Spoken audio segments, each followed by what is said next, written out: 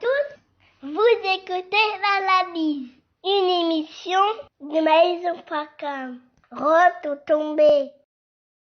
Bonjour à tous, ici Paris, je suis Kerwin Maïzo. Bonjour très chers auditeurs et merci beaucoup de nous avoir choisis en ce 25 mars 2019 pour suivre votre émission L'Analyse. Au sommaire, le président de la République démocratique du Congo, M. Félix Tshisekedi, est à Kigali au Rwanda. La réunion de la plateforme Lamuka à Bruxelles avec. C'est notre page de divers qui va boucler cette édition. Bonjour Kerwin. Bonjour Sa Majesté, la Reine des Ondes, bonjour à tous.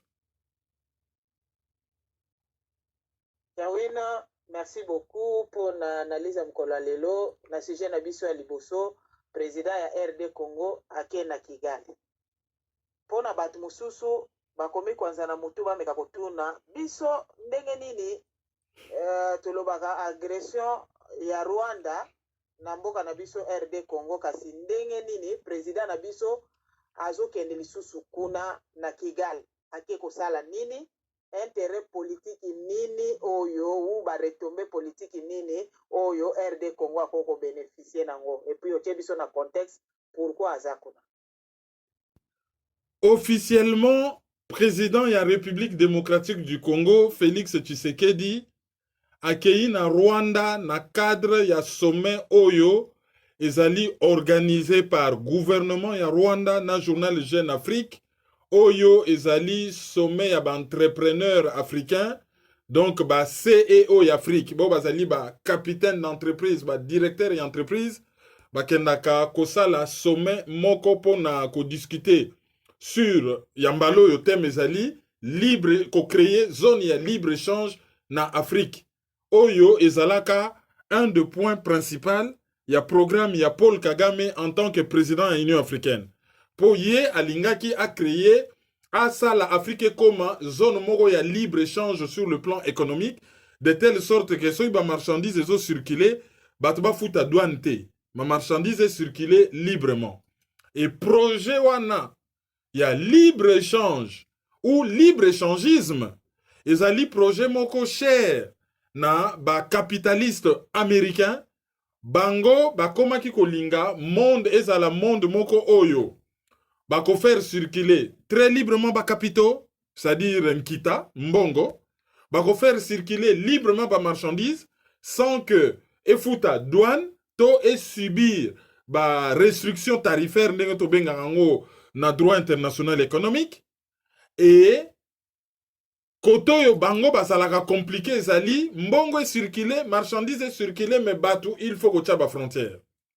Et projet wana ya libre échangisme yango nde mutu ezali soubassement ya projet oyo e créa Union européenne oyo bandaka association moko kaka pona acier na charbon lelo ekoli e botimboma. Et Paul Kagame en tant que domestique yaba occidentaux en Afrique ayaki wana tanga komi président ya Union africaine akomaki chantre ya libre échange.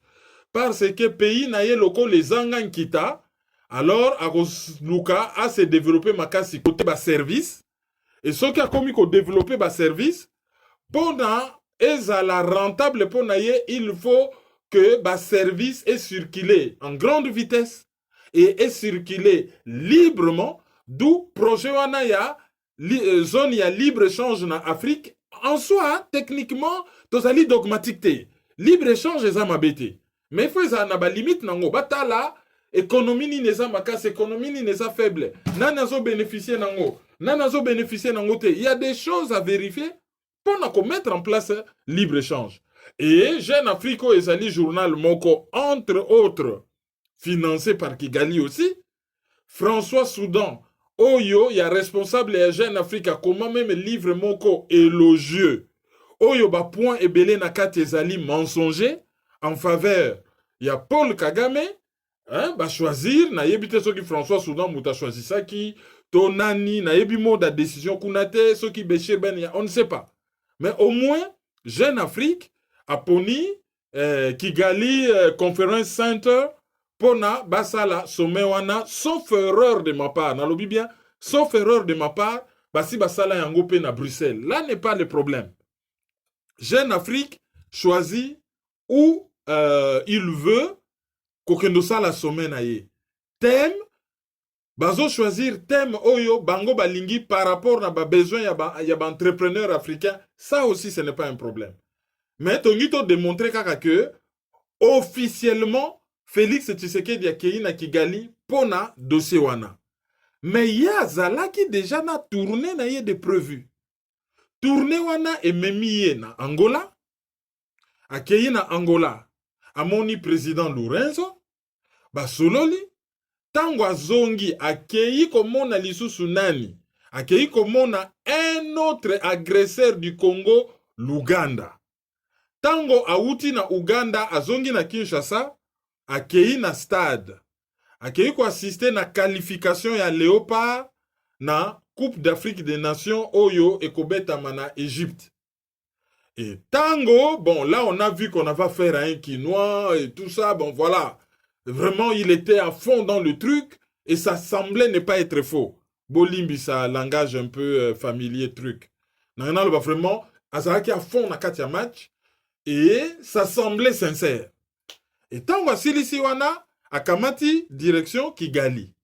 Alors, photo oyo biso to monaki, to yebite, soke zali, photo ya kala, puisqu'il n'y a pas de photo officielle, mais tant que zo matan avion, photo ezala qui publié, to monaki kezali jet.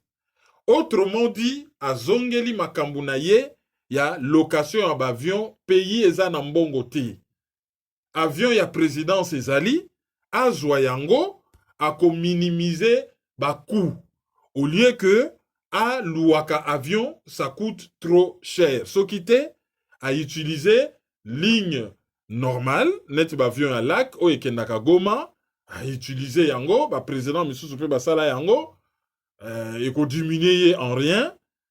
D'ailleurs azo fanda na ndako muke contre sa volonté akoki pe kozwa ba ligne commerciale akei na Kigali na akanaki kokende. Donc akei Kigali officiellement par rapport à ça. Et tango akomi kuna passage obligé o mata o kita bako simbisa yo touche. Il faut pas mema yo na mémorial ya génocide ya ba Rwandais. Mais au lieu ba benga yango génocide rwandais bakoma kobenga yango génocide ya Batuti. Or, sur entre 800 et 1 million de morts, il y a eu au moins 300 000 Tutsi oyo bakufaki parce qu'il y a eu 336 000 rescapés. Autrement dit, 50%, il y a toute la population Tutsi du Rwanda. Côté ba pygmée, ba décima ki bango presque la moitié. Côté ba Hutu, bango bakufaki entre 600 000 et 700 000. Mais le la bazala qui constitue 90% de la population, ce qu'on suit entre 600 000 et 700 000 personnes, et ça la 15% de la population. Autrement dit, en termes de chiffres absolus, batu bakufaki mingi ezali ba Hutu, po bango bakufaki plus de 600 000. Mais ce qui te lobby, to relativisé par rapport na quantité de population oyo ezali incriminé, pas incriminé, oyo ezali concerné na liwawana, toko remarqué que ba Hutu bakuf ba Tutsi bakufaki koleka parce que bango bazalaki 50%, après ba pygmée, donc ba peuple premier, pas ba pygmée ba toi, et ensuite, hein, to lingaka terme wana pygmée te mutu ya mukuse ezali insultant, pygmée na grec pygmée mutu ya mukuse, hein, to benga bango ba peuple premier, ba toi, ba baka, to luka ba terme mususu mais pas ba terme dénigrant. Et ba out ba Tutsi nde bakufaki 50%, bakufaki belé mais ezopesa te que ba gome ba Hutu na ba tua oyo bakufaki e ba loba génocide ya ba Tutsi.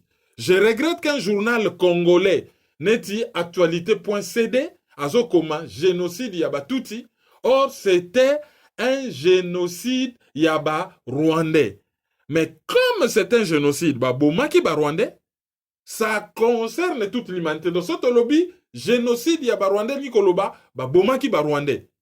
Mais, ezali, lisusu, une affaire à Barwandais, ça concerne l'humanité parce que génocide, ezali, crime de guerre, ezali, crime contre l'humanité. Bobo Sanate, il y a eu beaucoup de manipulations. Qui a abattu l'avion Oyo et Boma, président Ntariamira, na président Abiyarimana? Mokonzi yaba interamwe, oyo mususu wana gasa, nazalaka tuti. Et ezalaka même na ba tuti mususu na ba barrage, base masqué na ba utupe, bazo participer pe, bazo boma bato. Donc il y a eu aussi beaucoup de manipulations. Cette affaire ezalite que il y avait des méchants Hutus, bazalaki ko boma, ba Angelou, ba tuti. Non. C'était vraiment une folie meurtrière et Zouaka pays Mobimba. Pendant 100 jours, bah, image automonaka na CNN. Même un animal ne peut pas faire ça.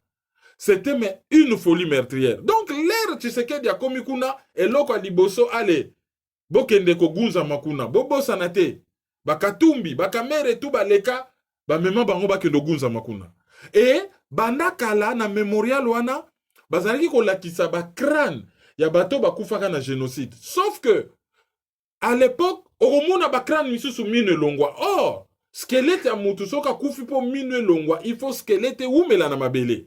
Est-ce que Paul Kagame azwa pe ba mikwa ya squelette misusu ya ba génocide na Rwanda na Burundi, toujours entre ba Hutu na ba Tutsi, et banda lelote. Chaque pays en a vécu au moins 2 minimum. Ba misusu même 3 génocides. Donc, et banda kala. Est-ce que par hasard bazwaka pe ba mitu ba crâne ya génocide ya kalate pona ko gonfler nombre ya mikwa ko rendre ango encore plus impressionnant pour ne frapper bato parce que na yebisa ki bino na lobi génocide ezali crime contre l'humanité, c'est très grave. Donc on ne peut pas tolérer que batu misusu ba utiliser génocide comme fonds de commerce politique. Pour na kobendela nango ba dividende politique, c'est vraiment immoral. Faut batubazala dans la mesure et dans la retenue. Il y a eu un génocide, ok. Voilà ce que nous réclamons. Mais ezalakate toujours comme argument pour na ko justifier ma be batubako mikosala. Et tango Félix Tshisekedi akei na memorial wana. Ezali ba image moko et choqué lelo na Congo na ndenge ya mukete, je crois que bon mona ki on a ba réseaux sociaux. Même na kan na bango batu bakoma ikoloba. Kan na bango c'est-à-dire batu ya IDPS to ba Tshisekediste oyo bazali en dehors ya IDPS. Bango pe bakoma ikoloba. Malheureusement pas na bango komaki eza faute na yete po ya za mosanto. Ezali faute ya ba service ya presse présidentielle. Pourquoi ba publier ki photo wana na ba réseaux sociaux? Tala va publier photo, va publier té. Même s'il y a eu une erreur de communication. Mais sur le plan, to exagéré, ontologique. Bon publier ma photo, bon publier té, l'acte existe en soi. Et ezali ndengwana. Pourquoi cet acte choque? Ils sont choqués parce que régime wana oyo, certains auteurs africains, notamment Charles Onana, notamment Pierre Péan, notamment Patrick Mbeko, notamment Rudy Rivers na Canada, je ne sais pas si je prononce bien son nom, et pour ne citer que ceux-là, balobi que Paul Kagame a des choses à se reprocher par rapport au génocide wana. Donc, déjà qu'on jouait jeune que Abima, grand seigneur, comme Sokazali innocent, yé moutamena qui toute une guerre civile, oyo ezalaki processus oyo, et yaka ko conduire na l'événement on a, et on lui reproche d'avoir sacrifié les siens pour accéder au pouvoir. Laisser mourir pour accéder au pouvoir de toutes les façons. Ba oyo ba utaka Congo, ba koma ba tonton na ba tantine Ndombolo, ba oyo ba tikalaka na Rwanda, ba zali ba yuma, bandima ba utu, Abiyarimana dirige bango, les seuls bons touti, ezali ba oyo ba utaka na Uganda. O ba zali ko travailler na Museveni. Caricaturalement, c'est comme ça qu'il faut à peu près résumer les choses. Donc, le fait que Kagame Azali considéré comme un problème, président congolais Akoki Kokendeku n'est pas naïti. Mais ce n'est même pas ça. Tokendo de là. Kagame azali responsable, même s'il y a des Occidentaux derrière. La main qu'ils ont utilisée, ezali loboko ya Kagame, oyo esali ba millions de morts na Congo, avec une sauvagerie impossible. Donc, sauvagerie moko oyo, ba bomeli ba Congolais, ezali sauvagerie moko impossible. Bazalaki ko utiliser ba epasola oya mike, o ba bengaka agafuni. Ba koya na mboka ba pasoli batu ba mitu, c'est inimaginable en fait. So ba beti li solo, nazo lingate batu ba sala ba malaise le ba koyo ke mission oyo. Ba sala yango avec une sauvagerie, ba Ougandais pe ba sala makambo ya grave na Congo. Mais ba Ougandais ba lobaka ba lobi, bango ba yaki na Congo ko yiba, ba yaki ko piller ba matière première. Mais ba Rwandais ba se limita ki kaka na ko piller matière première te. Ba yaki pe na agenda moko ya soi-disant vengeance. Et Paul Kagame a prétendant même à lobby, Mobutu a attaqué biso, yango na biso pe tokenda na Congo. Or, ezalaka ndenge azokosa mokili mobimba te, ezalaka ye Paul Kagame auti Uganda azo agressé Rwanda. Et l'air bazo mené rébellion conformément à droit international. Les présidents élus en fonction légitime ya Rwanda à Biarimana a sengi aide pas ya pays voisin Zaïre, aide d'État à lobby ndeko na ngai Mobutu yaka kosunga ngai. Yango wana général Mayele akendaki kobeta Kagame bigogo a réduire ye à néant a benganie na Uganda. C'est très différent na Jean-Pierre Bemba salaki na Centrafrique, azalaki présidenté, ezalaki un mouvement entre guillemets rebelle, entre guillemets. Hein? Donc ezalaki une guérilla, basengi bango aide de manière informelle, et yake yiko aide, mais oya Zaïre ezalaki deux États. Le président légitime d'un État a utilisé ma prérogative naïe présidentielle, a sengi aide pas ya pays voisin a yebi en tant qu'Africain que ceux qui sont aussi Canada kwa moninga ko sekate moto ko komela yo a tindi aide.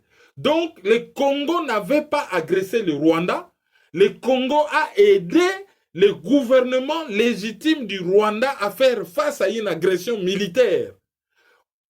Aide wana ezali légal et légitime na droit international. Donc, ba raison Kagame akosaka, o azako landa ba interamwe. Mais ba interamwe ba konzina bango misusu, ba gasa na banane bazalaki batuti. Na ba barrage misusu pona elongi boye des fois difficile oye ba qui est tuti qui est utu. Donc il y a eu trop de manipulations, il faut séparer les bons grains des livrets. Donc Félix Tshisekedi a kokaki kokendete chez l'agresseur, celui qui mène une guerre au Congo, a bomisi batu. Président wana, Museveni oya kende kotala, na Kagame oya azali pa na ye. Bango mibale baya kosala guerre na Kisangani, pona bakabola ki nkita oyo bazalaki kopie ya Congo te comme il se doit.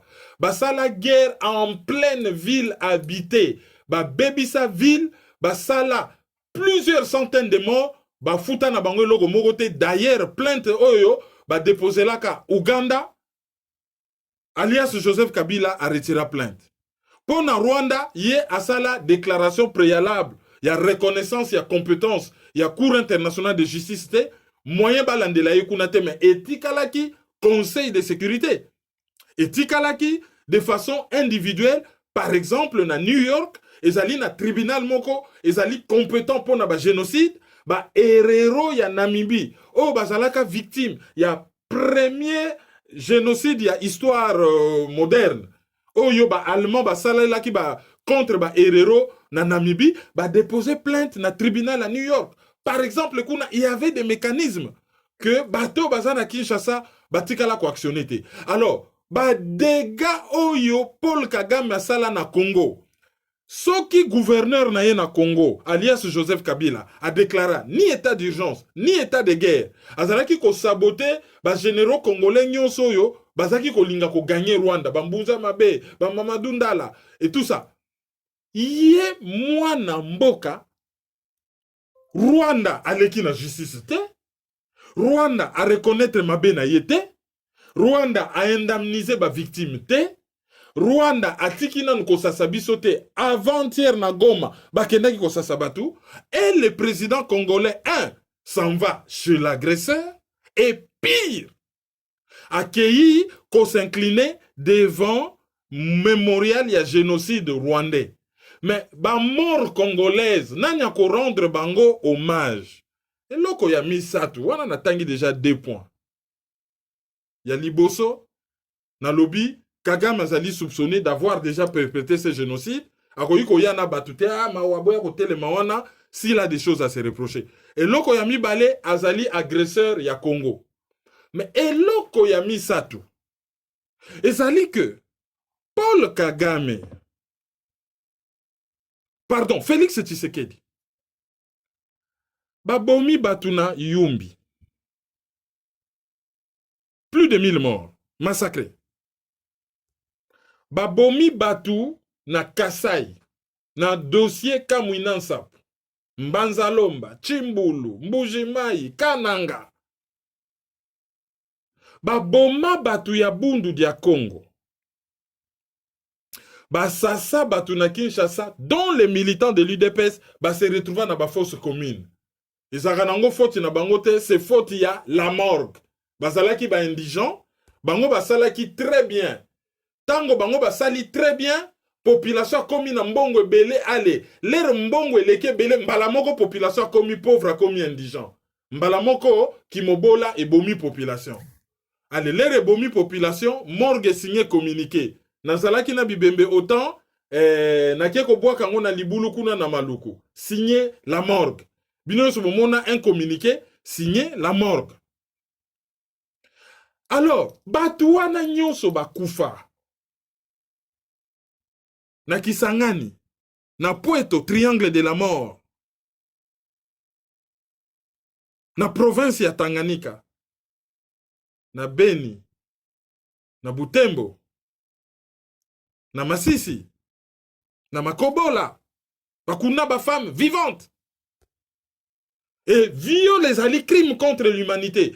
Quand on viole comme arme de guerre, bazo détruit tout un peuple, bazo humilier tout un peuple. Batouana, pas de stèle, pas de commémoration. On n'a pas vu un président congolais, ne fût-ce que bon. Avant tout, on a mausolée à Mounene. Tout ça, là, ta symbole, moko, to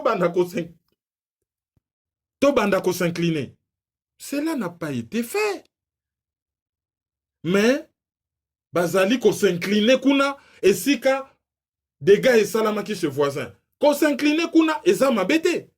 Mais et comme il m'a betango, yo pa na yo, même likambo salami, ba ye pa na yo, ba yibi, ba buki, ba tumbindaku.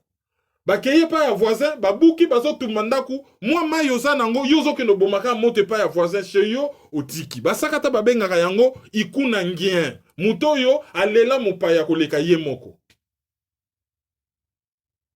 Ake kosala yango.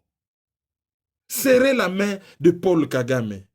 Baroye la biso que le Rwanda c'est notre voisin. Oui, l'Allemagne c'est le voisin de la France. N'empêche que France a kotaka na coalition, na États-Unis, ba Grande-Bretagne, ba vaincre l'Allemagne, ba souki wanate, ba faire payer ye pont nyonso ye bukana awa o immeuble, o pont o nini. L'Allemagne a payé jusqu'au dernier rond. Tango Mitterrand na Helmut Kohl bazo sa la réconciliation, Allemagne a zo continuer ko futa. Japon impérial. Na analyse moko elekaki nga moko je m'étais vraiment embrouillé na badata. Makambo na ibisaki bino ya sanctuaire ya Sukuni. Ya Sukumi et bandaki te na deuxième guerre mondiale. Et bandaki même bien au-delà, avant même. Mais le Japon a indemnisé. Irak a attaqué Koweït. Oh, Irak na Koweït kimi elinge zonga. Boyebi facture nini Irak a futa pour la reconstruction ya Koweït. Boyebi facture nini a futa. Boyebi facture nini ba futi sa Libye pour na makambu ya lokuta botanga livre Patrick Mbeko. Makambo bazako kose la Libye que Libye a sali. Boyebi facture nini Libye a payé. Quand il y a la guerre, il y a la réparation, il y a la justice. Et comme raté, oh non, c'est notre voisin. Ah bon? Ozana voisin na yo, bon, assassiné moi na yo. Ah oui, c'est mon voisin, c'est pas grave. Il y a pas. On dépose plainte, non, non, ça sert à rien. Et bon, okunda moi na te na defa kikaka, moi ba senga yete. Abomi moi na okunda, non, non, non, c'est pas grave. Voisin ba pesanga kaka ye wana, on restera voisin éternellement. Wana ezali babiloko oyo batu ya UDPS na ba Tshisekediste na ba Rwandais masqué na ba komba ba Congolais ba koma ko bimisa. Ah non, les Rwandais c'est notre voisin. Un bon voisin n'agresse pas. Qui veut la paix prépare la guerre. Et qui sème le vent récolte la tempête. En matière de relations internationales, c'est rapport de force. Œil pour œil, dent pour dent, pour un œil le deux yeux, pour une dent toute la bouche. Wana principe à droit international. Alors, bah, Congolais, les Rwandais n'ont rien à voir hein, dans vos problèmes. Les Rwandais n'ont rien à voir.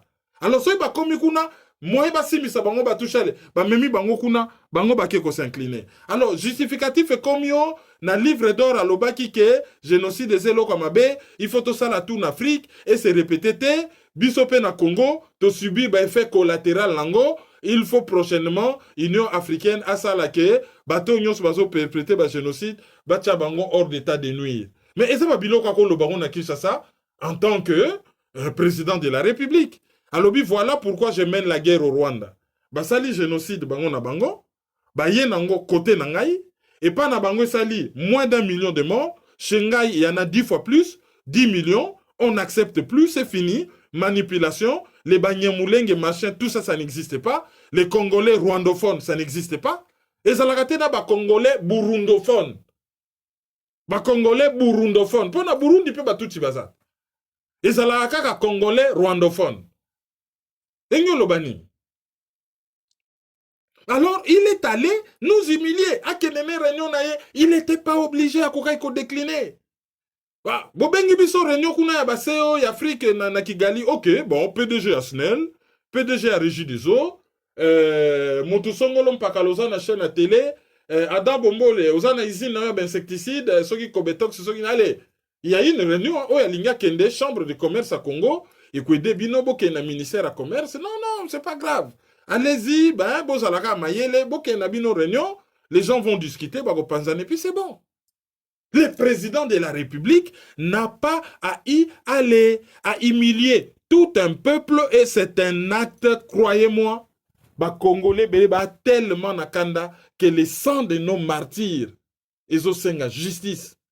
Et Félix Tshisekedi ne s'en sortira pas comme ça. Bah qui est revolverté. Yangwana deal oyoye a signé, toyebite ce que ça cache.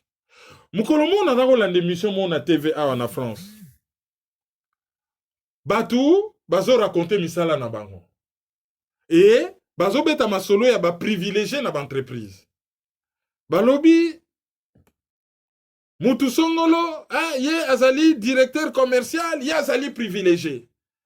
Bato ba ici na bango bazo kemba salaire moke directeur commercial talaka bakata na salaire. Directeur commercial mo azala ki na lobby. Soki ba travailleur ya usine ba lobby bo bazo pesa ngama wa. Ba travailleur ya usine ba yeba ke pona bango bazalaka na musala. Bacha bango tan congé technique, il faut nga na tambola na kino luka ba contrat à travers le monde entier pona bango bazwa misala. Soki nga na luka ba contrat te, bango bakozwa misala te. Nga nazo luka ba contrat po bango bazali wana bako honorer ba contrat. Mais bango pe bazali wana bazo sala parce que nga nazo luka ba contrat. Mais bozo yo kaka contrat. Tant to komaka nazi. Avant de signer contrat na bamboka neti ba Vietnam. Contrat ya ba million. Baza na ba coutume na bango.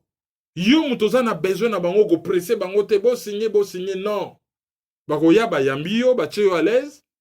Na poko ba bengi yo ba lobi bon, il y a un repas spécial. Batala soko zali digne de confiance. Soko koki ko signer contrat na bango. Bokomi pa na mesa bo ba fongoli pendo moni makila na liso ngombe na kati. Lia yango sans kokosola, sans ko changer longi, sans ko sanza. Oromona bwe bakati nyoka mutu bwe pa ba fini makila non ezali bien pour la santé. Ah mais ça c'est très bien.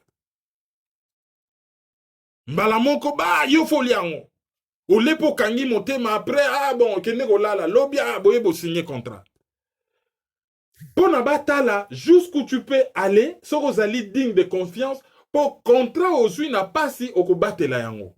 Quelles sont les conditions que Félix Tshisekedi a remplies pour na signer deal oyo ye akendaki ko signer na alias Joseph Kabila. Tozolo banano te yango moko deal.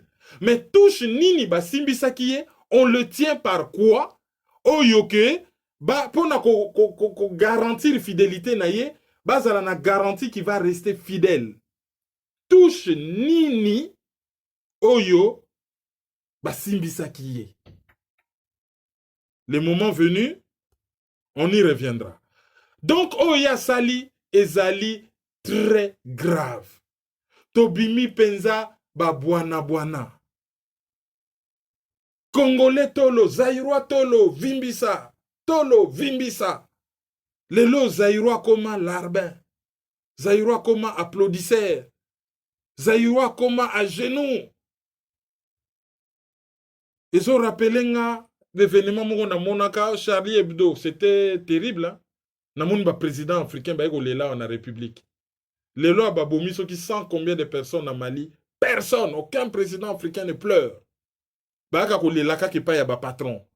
Parce que il y a un rapport de hiérarchisation et salami entre certains peuples na ba misusu. Donc à travers bato bazo kamba Congo ba créer un rapport ya hiérarchie entre Rwandais, donc pas Rwandais, caste, il y a groupe, il y a Batuti, Bazali autour, il y a Paul Kagame, va créer rapport mogo, il y a hiérarchie, et bah misusu ba yaka ko s'incliner, c'est que quelqu'un comme Nkuruzi, ça ne fera jamais.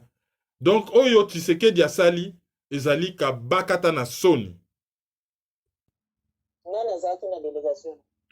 Bon, Oyo Tokoki ko souligner, ezali Vital Kamerhe, oyo azali directeur ya stratégie na ye et directeur ya cabinet na ye. Vital Kamerhe a accompagné Félix Tshisekedi na Kigali. Pakoloba ke ezali rôle na ye. Bon, normalement ezali rôle ya ministre ya affaires étrangères. Et après conseiller en matière diplomatique. Et le là ezali en rapport na commerce, ministre ya commerce. Na industrie, ministre peut-être ya petites et moyennes entreprises et quelques PDG. Mais là ezali Félix Tshisekedi président akeko humilier pays mobimba accompagné na Vital Kamerhe. Bango mibale, ils ont une histoire particulière avec Rwanda. Toyebi sakabino tolobi Vital Kamerhe a déclaré aux États-Unis que asilisa ba étude na ye na prénom na ye Vital. La loi sur le recours à l'authenticité est pekisaki yango fermement. Comment ya kokaki ko traverser Inikin? Oyo ya ba Jean-Père, oyo ya ba Kader, oyo ya Seneri, oyo ya Snip. Na prénom na ye sans que ba inquiéter ye. Atangaka na nationalité nini. Ameki ko démentir et simbité. Ah, natanga na mutu boye, na sala boye, yangwana Bingoto a proclamé Vital Kamerhe a distingué. Oui, mais Bingoto, ayebiote Bingoto, lui, il lit les noms qu'il y a sur le papier. Comment Bingoto peut y donc, Alingaka démentir a confirmé.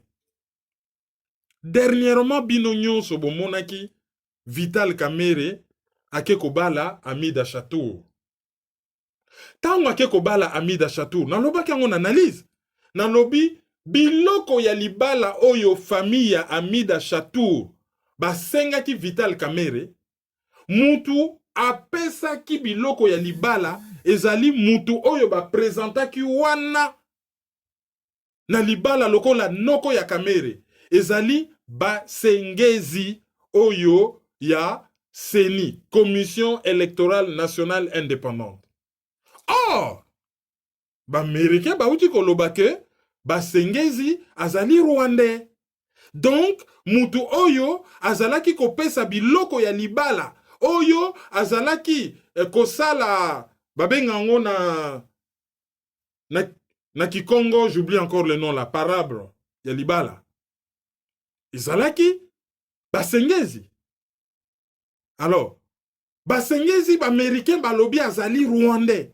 Et ye na libala a se présentaki comme oncle ya Kamere. Donc, basengezi oncle ya Kamere azali rwandais. Selon les Américains. Soki oncle na azali rwandais, siko question, ye moko azali nani? Première question.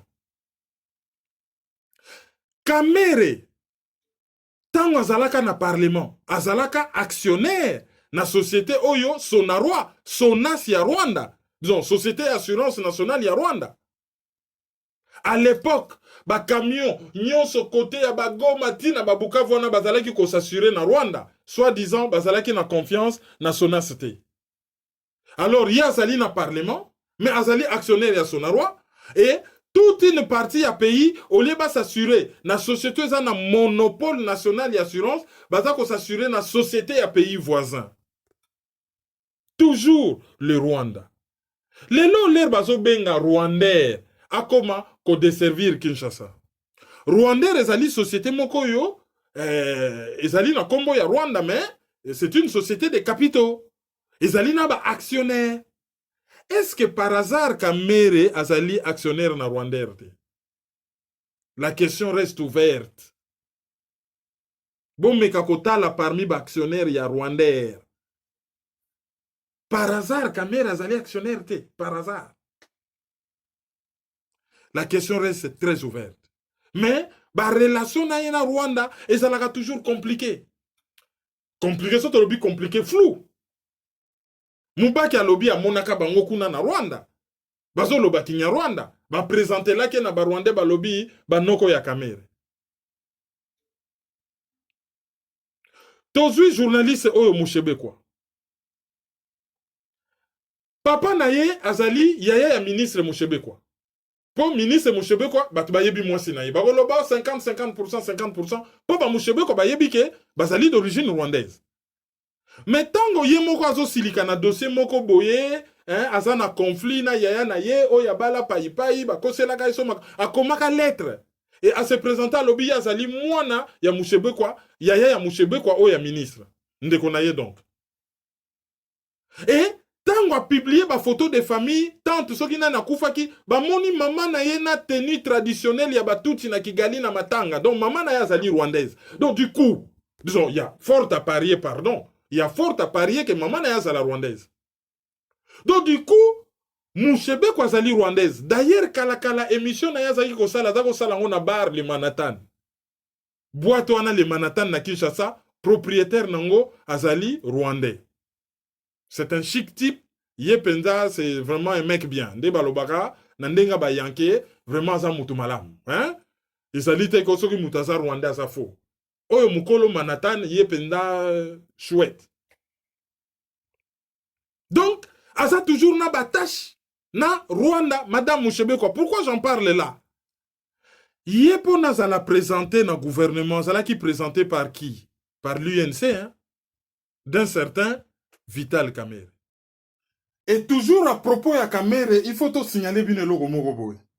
Tango Kamere azaki ko wanga na ke ye atikalaka jamais kolobake asisaka betude na ye na prénom.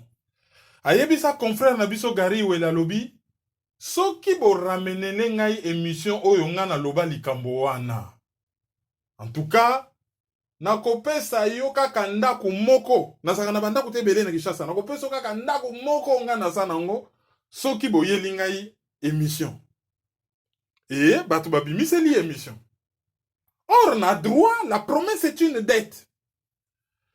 Tango sali promesse et botisi ba obligation na mutu na yo et créer ba droit et pas ya mutu oyo yo osaleli ba promesse. Donc, siko ya komi directeur de cabinet. Ye angindi. Tomoni kutu asalaki mariage a munene libre à lui. Tomoni kuto apesi mwana ne cadeau anniversaire motuka ya talo libre à lui.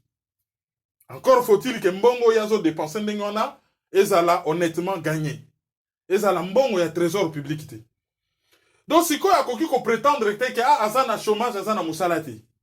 A commis directeur de cabinet. Donc azali na droit ya logement de fonction. Akoki pe ko prétendre que circonstance atténuante. Bo c'est là, bo exécuter nanu te obligation na ngai po na ko me retrouver libanda na raka na ndako moko ndenge prétendaki. Là en tant que directeur de cabinet azali na droit ya maison de fonction. Donc a honoré promesse na ye po soka tchema kolongulungulu aux États-Unis et que Gary Iwele a déposé plainte contre ye, justice américaine kolandela ye et a ko risqué ko pesa ndaku oyo ye a prometaki. Donc deux fois ba homme politique le bazo sala ba déclaration publique ba yebake ba déclaration wana ekoki ko coûter bango cher après.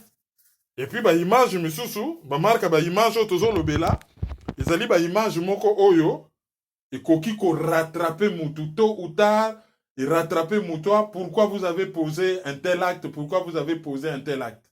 Ba oyo ba yaka ko justifier, bon bokomi ko justifier na ba faute d'orthographe eza na livre d'or. Makambo e comment mieux eza na ba faute d'orthographe, il y a rien à justifier, c'est comme ça. Boni bo justifier nini? Bolingi bo justifier nini? Et de l'autre côté, Félix Tshisekedi.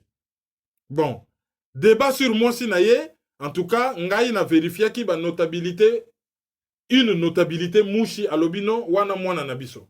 Ok, on se limite là. Pour le moment, on n'a pas d'autres infos. Mais Azan a conseillé Before Biselele. Before Biselele a même qui na Ouganda partout. Azalaki na RCD. Azalaki ko travailler na Karahamwe to Bizimana. Et Azalaki ko dépendre na Eddie Murphy ne bataille ko bengaye Eddie Ngarambe. Eddie Ngarambe notoirement connu comme un agent de service de renseignement rwandais. Donc un agent de service de renseignement rwandais Mutunaye Azali conseiller à Félix Tshisekedi. Ce qui bat balobi o balobi.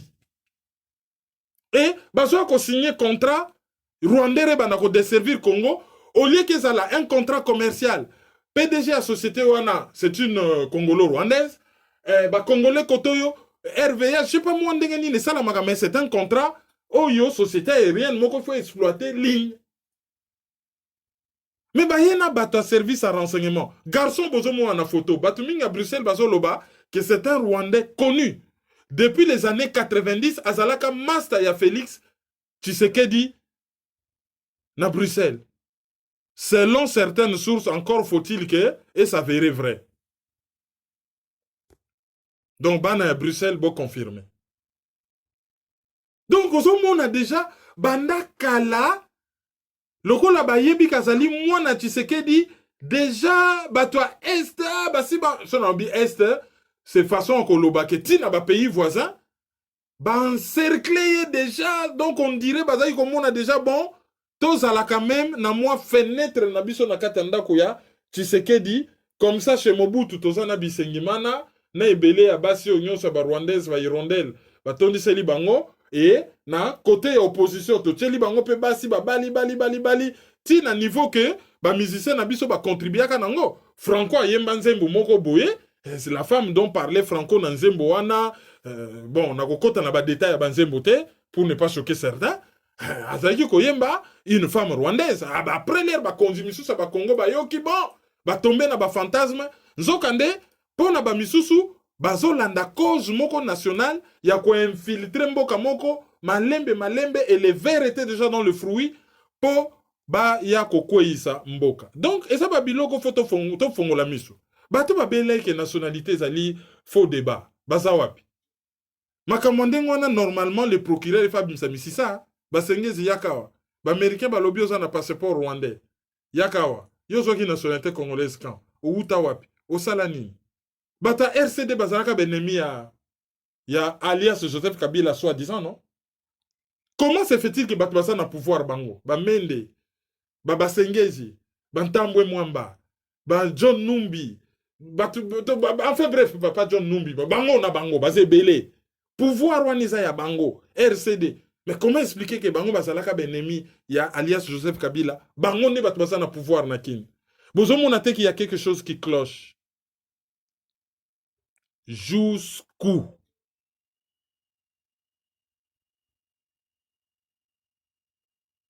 Motuna yango wana etunami tobwakeli baauditeur na biso comme ça barépondre biso.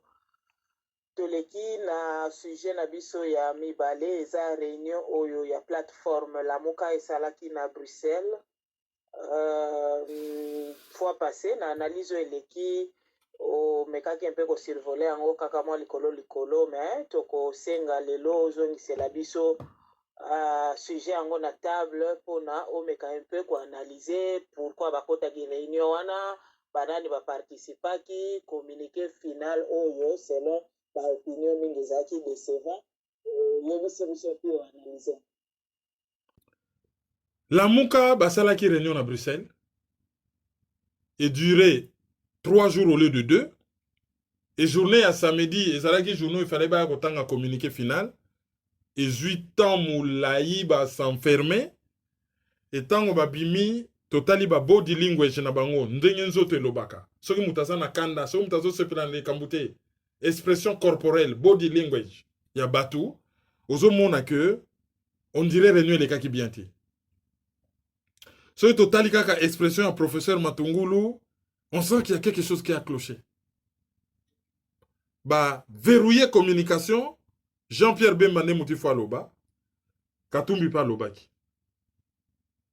Nakati a communiqué wana, ezalaki fad, baketi na soukate, diagnostic ezalaki mabe, pona bango, ezali problème, y a légitimité, y a pouvoir, problème ezali électoral, et que il faut qu'on mette en place ma stratégie que démocratiquement, démocratie na biso et soufraka lisusu te na makambu ya ba élection ratée.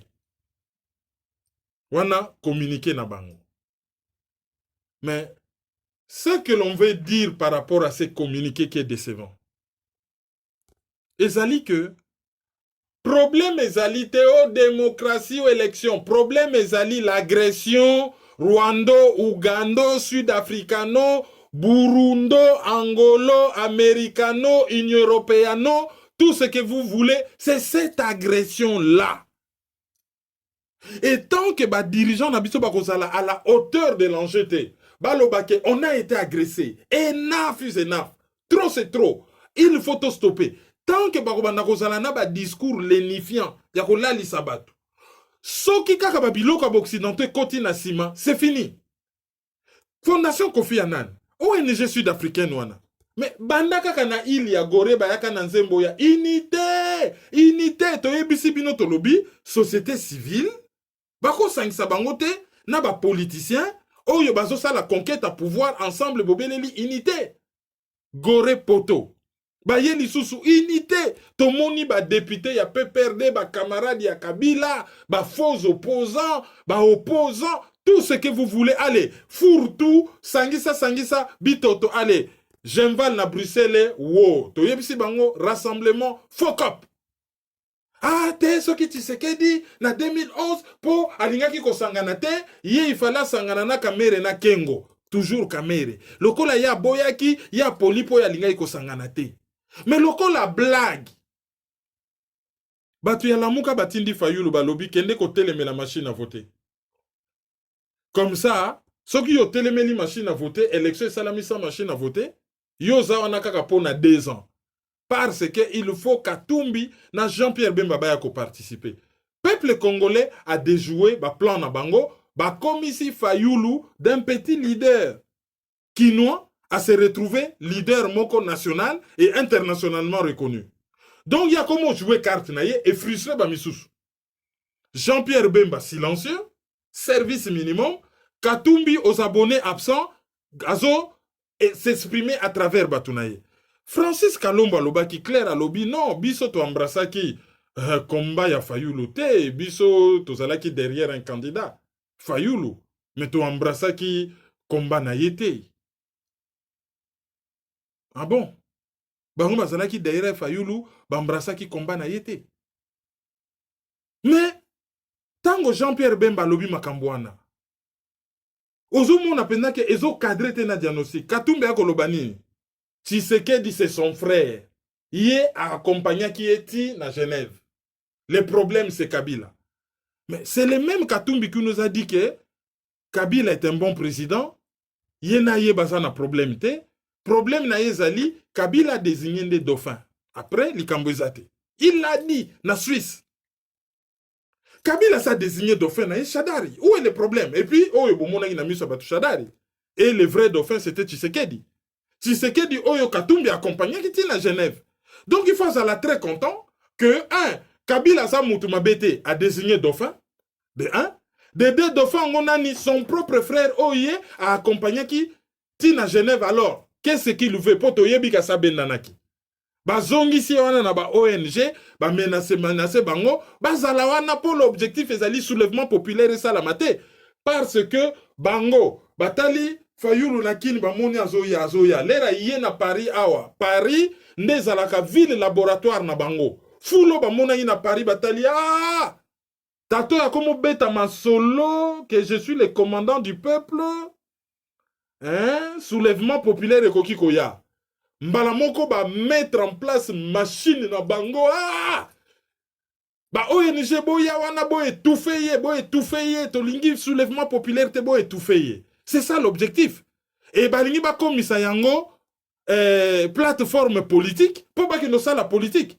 Soit ba comme opposant. Et le roi occidentaux bazolinga basa la gouvernement d'union nationale. Donc bangona nous basangana basa la neti ba partenaire na ba discussion politique et ça ne nous na lobby bien ça ne nous étonnerait pas na lobby te aux alandeng yona. Koyo ka lobby bon basengi kaka unité pour na ko kamba mboka ba ke na élection moko un peu plus propre Kabila longwe bon gouvernement oyo ko salama mbala moko quelques batu ya la mukape Bazalawana en tant que plateforme politique. Ce n'est pas étonnant. Pendant que la population a kanda makasi, na fraude électorale oye salamaki. Fraude électorale oyo receleur nango ezali Félix Tshisekedi. Qu'est-ce que les occidentaux font? Ndeka basalagi na Kabila. Batu ba yini Kabila ba ebisi Kabila sala 5 chantiers. Babandi ko komba balabala, bache moi fontaine ya mai na boulevard, batu ba komo kanga photo tourisme bongi na mboka. Pour na fontaine. Nzonga nde batu ba ose kabiso. Bato bakena na Nairobi, bakena na Gaborone, bakena na Cape Town, bakena na Abidjan, bakena na Dakar, bakena na Abuja, bakena na Lagos. Ma fontaine wana soki nini, bato batako se kabiso. Salia mo babiloko wana bakino bazaka impressionnable, soki mutazo tonga mo immeuble na ye privé. Non, 5 chantiers, mboke se bongi. Boya, bino bozo tsaka munoko kuna. Boya kotala mboke se bongi. Toyebisaka bango tolobi, non, biso toko za l'impressionné te. Namona Tour Eiffel. Tourni na monde ko impressionné nga. Na mona Tour Eiffel, na mona Statue de la Liberté, na mona Big Ben, na mona pont Jacques Cartier, na mona soki NC Tower na Toronto, nini ko impressionné nga. Soko mona World Trade Center, o mona Chrysler Building, o mona Empire State Building, o mona Tour Willis na Chicago, je ne sais quoi, o mona G-Shark na Londres. Au Mona, je ne sais quel tour on a la défense na Paris. Au Mona Skyline, il y a Francfort. Oh, ça impressionné na nini. Batakin, bazaki impressionné. Et bazo reprendre même recette.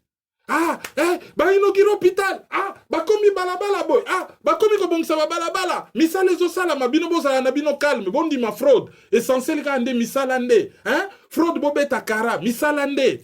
Misalande. En attendant, kuna na poto, ba politicien ba sangana. Comme ça, bako beta masolo ya gouvernement d'union nationale. Bino le peuple dans tout ça. Qu'est-ce que vous, le peuple, vous allez avoir? Ce qui faillu là s'émanciper na batouana te. Akokota na distraction d'enge zalaka na Tshisekedi na 2011. Distraction.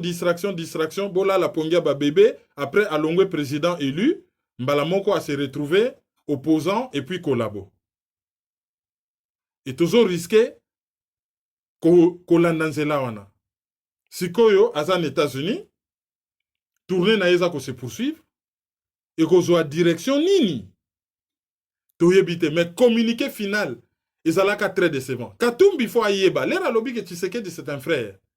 Mais ce qui Kabila c'est ennemi, pas le problème c'est Kabila, mais les partenaires de mon ennemi c'est mon ennemi. Comment ça, les partenaires de ton ennemi est toujours ton ami? Alors, tant on a eu Sakabino que Katumbi aza opposanti. Sur le plan idéologique, différence ni Yena Kabila. Sur le plan idéologique.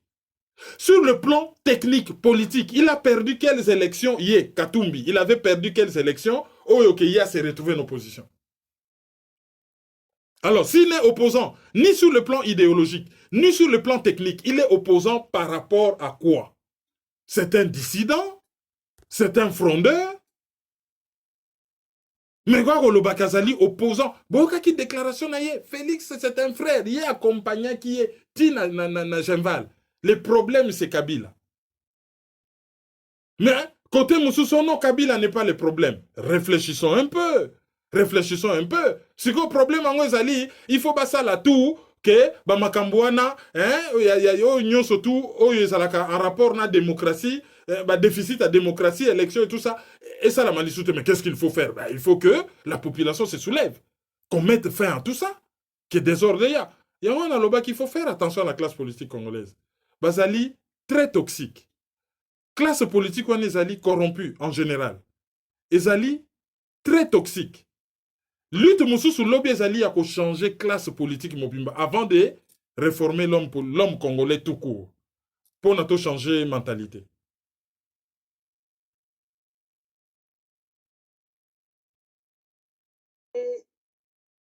toleki sikoyo na page na biso ya badiver ndenge Fayulu aye na Washington DC, ndenge balobaka ngo ndenge aye na Washington DC, on peut s'attendre à quoi? Est-ce que là par rapport ya rapport bino bobimisi sur les élections ngai naza vainqueur, et puis soki lelo oyo bino bozwi en charge te mpona kokorriger makambo ya crise post-électorale kuna na RD Congo, lobi lere bokosenga population bakende na baurne mpona bafaire entendre voix na bango bakoyoka bino lisusu te, parce que lere bavole lere bayibi voix ya population, moto moko te atelemi na peuple mpona ameka kosala justice ndenge esengeli.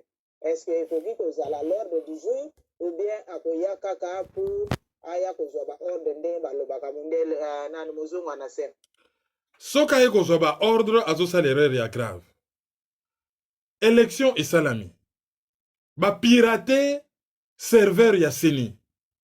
Financial Times a publié le résultat que Yé a gagné qui n'a plus de 62%. Autour, plus ou moins 62%, il y a un suffrage exprimé. Seni a démanté que le pirata banani na Yé. Seni a démanté Yangoti. Qui ne dit mot consent. Alors, tant que bango baki na cour constitutionnelle a rendre jugement moko bizarre. Or, l'Américain balobi, juge à cour constitutionnelle, bazali corrompu.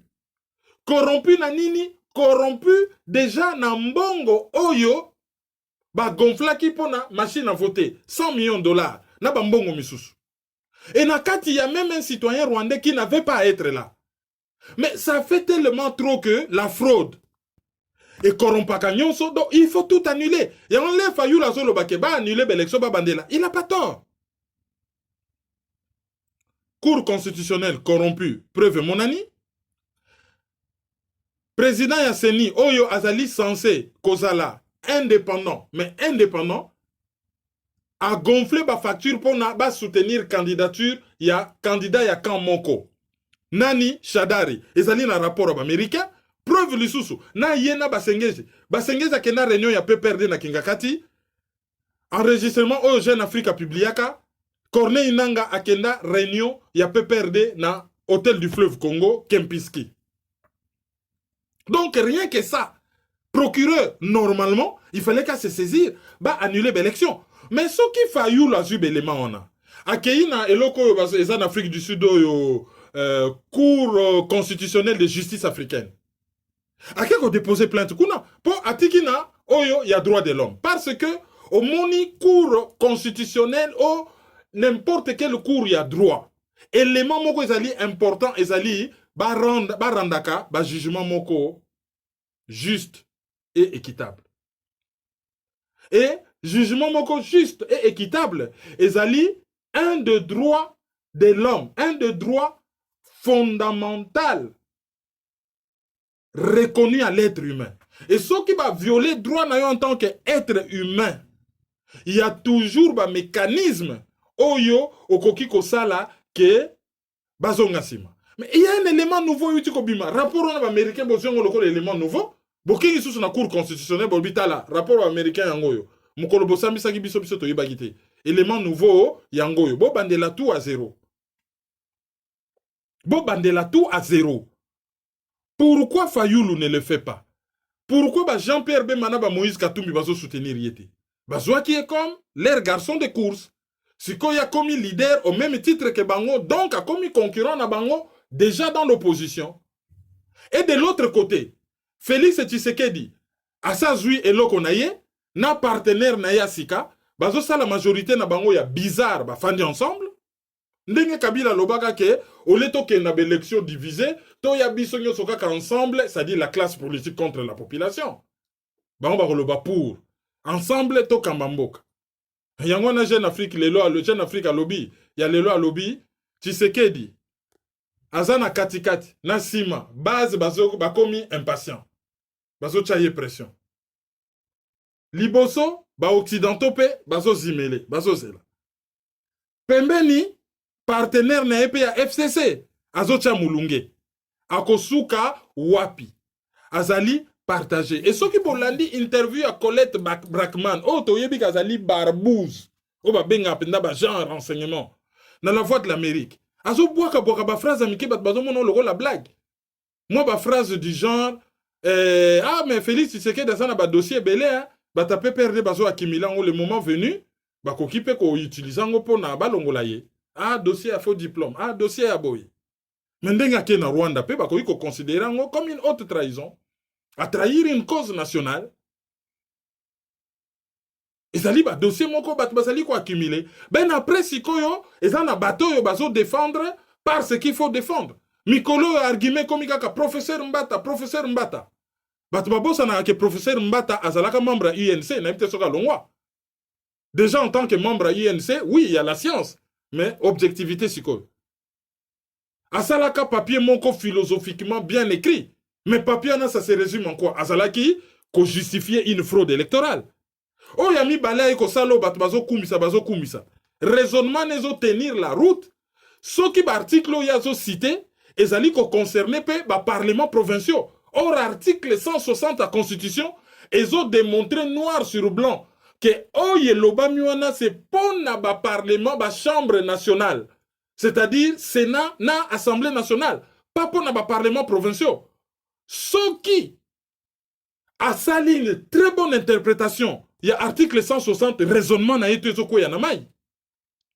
Mais bon, lorsque les autres naissance à Vital Kamerhe na Félix Tshisekedi, tout le monde doit applaudir, sauf qu'en matière de droit, débat est à la ouvert. Hein. Débat est à la ouvert, débat est allé ouvert, les gens réfléchissent, les gens débattent, et ils allient qu'à lecture na interprétation ba texte. Bah, technique et kota ke belé tellement en jeu na droit que c'est très complexe. Et bah, point de vue, et koki ko bime belé. Et bah, tu vas na raté que droit kaka droit ya ko telema boye, efficacité za makasité, hein. Droit pesa na rôle moko social. Il faut que tala ba science belé à côté, ba science ni. Oko ça la démonstration qui a kitoko par rapport à la constitution. Mais ce que bossa na ba aspect ya droit international qu'il y a eu une agression. Et en cas d'agression, ben institutions ont fonctionné comme il se doit. Bah aspect wana nyonso pe ba publiciste c'est monsieur so ba sala un peu attention sur la ba publicité. Donc ba interniste, ba to droit interne, voilà. Hein ba sala un peu attention deux fois ba talaka influence ni droit international et ko sala nango na droit interne tango bazo débattre sur certains sujets. Donc présence na ye na États-Unis et ko sala pona que nous ba ordre mais soka jouer penda franc ake ko démontrer bango ke bo pesa ngé logo na ngai bo pesa nga vraiment logo na nga na ganyaki sinon bon je ne répondrai pas de mes actes.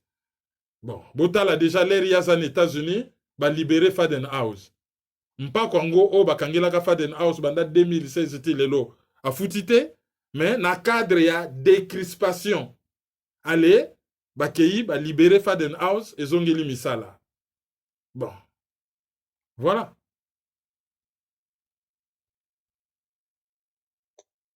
Auditeur du jour. Avant d'attendre auditeur du jour, je vais présenter mes condoléances les plus attristées na concert Nabiso MJ Mimosa, MJ Mimosa, a outi ko perdre papa naye banda lelo le 25 mars 2019 na 16h. C'est quelqu'un avec qui on a fait beaucoup de choses ensemble. Oyo Azali, mais vraiment proche Nabiso Nandenge Akati. Et nous avons les larmes aux yeux en lui présentant ce soir nos condoléances les plus attristées. Et pas il y a MJ Mimosa. Il y a Liboso Ezali, Madame Yvette Nke. Madame Yvette Nke Azali, auditeur du jour Nabiso, il y a Liboso. Yami Balé Ezali, Simon Mampers. Simon Mampers Azali, auditeur du jour Nabiso. Yami Balé. Yami Satou Ezali, Maman Efrazi Djema na Brixtol. Bristol Ezali na Grande-Bretagne. Yami na Ezali Victoria Umba. Victoria Umba ye Azali na Dijon. Dijon Ezali Awa na France. Après, tokozwa William Lisangi. William Lisangi. Tokozwa pe Sœur Kimia. Sœur Kimia, tokozwa Piano Quick et tokosukisa na Jacques Mingembi. Jacques Mingembi azali auditeur du jour Nabiso ya non tokobakisa Kija Kaseki. Kija Kaseki et tobosani maman Diane Yolo te. Wana les quelques auditeurs du jour Oyo te prouvoir pour Nabino Lelo.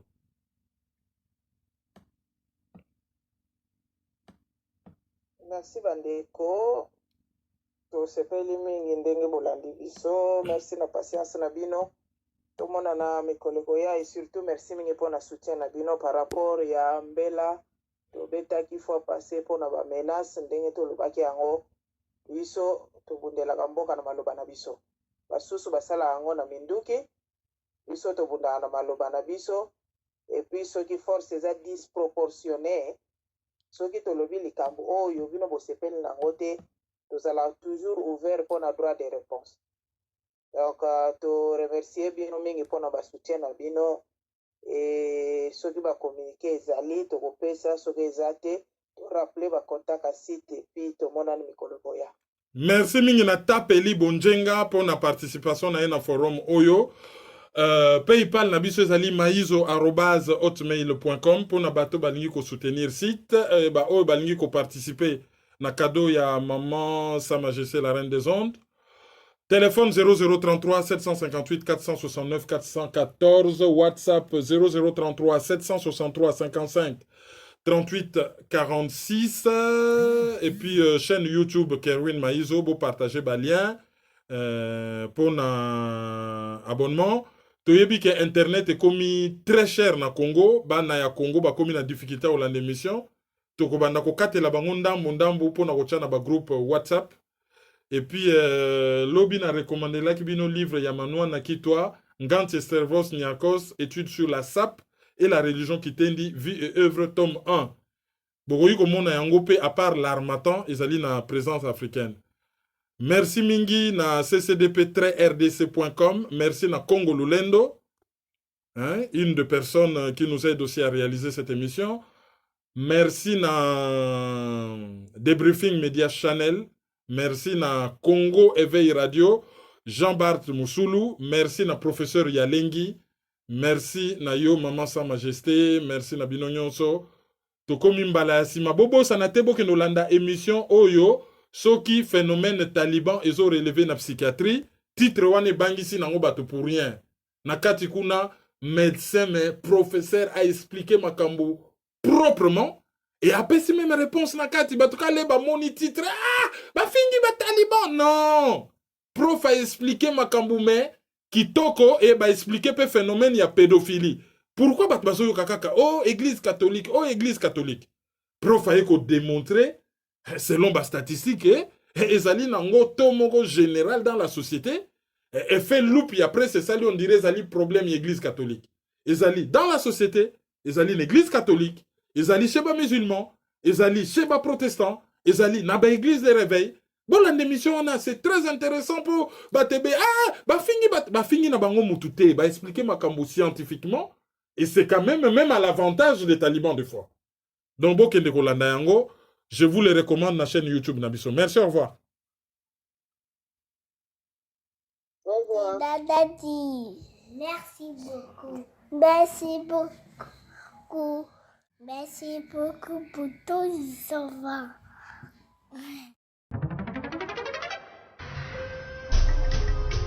Yo, petit à petit, Kermine implique Banakin. Tout à ici, tout à par là, tout à autant. Dans les mille qu'on est là. Peuple congolais. Yo, qui n'a le tout à colocataire? Où les amis colocataires? Qui n'a le tout à colocataire? Où les amis colocataires? Qui n'a le tout à colocataire? Où les amis colocataires? Qui n'a le tout à colocataire? Où les amis colocataires? Donc c'est soutenir. Il faut donc lutter pour une nouvelle société. Mais pour la lutter, il faut que ça ait arme, il y a vérité, il y a justice. Totika le Bouddha, Totika l'hypocrisie. Mboka ezokende na pasi, mboka ezokende na sans position, ba génération na biso ezokufa, ezokende na kokufa sans position, sans solution. Mais nous vivons dans les pays un temps de confusion, d'obscurité, de désespoir. Mais nous savons qu'au plus profond de la nuit, l'aurore pointe déjà à l'horizon. Analyse sur la liste.